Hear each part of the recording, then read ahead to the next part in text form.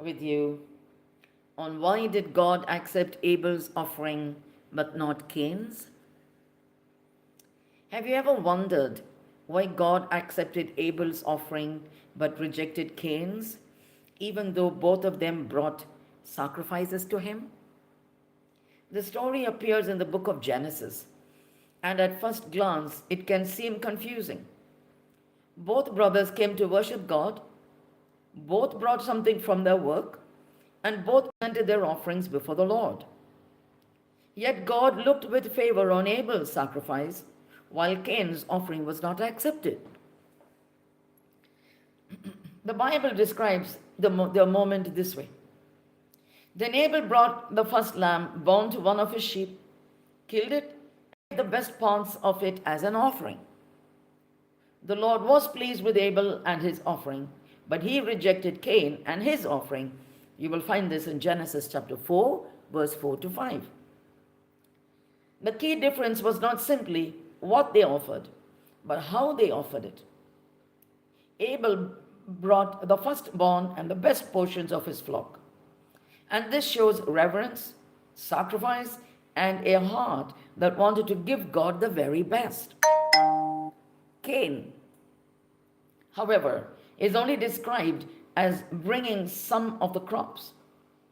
And the text does not say he brought the first or the best. Later, Scripture explains this deeper reason. The problem is the condition of the heart behind the offering. The letter to the Hebrews clarifies the mystery. It was faith that made Abel's offering to God a better sacrifice than Cain's. And you will find this in Hebrews chapter 11, verse 4. Abel's offering was accepted. Why?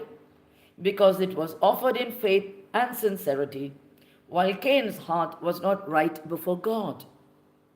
And this becomes clearer when God speaks directly to Cain after rejecting his offering.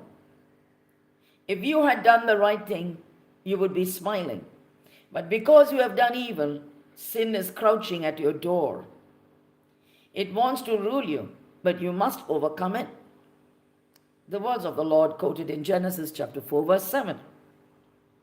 God was not rejecting Cain as a person. He was confronting the attitude and moral state behind Cain's sacrifice.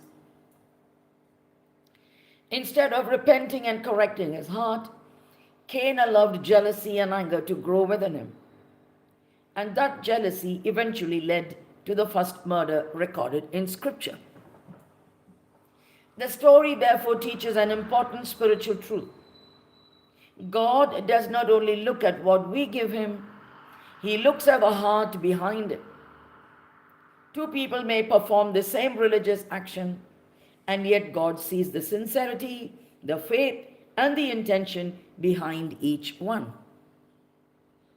Abel's offering reminds Christians that true worship means giving God the first and the best, not the leftovers of our time, our faith, or devotion.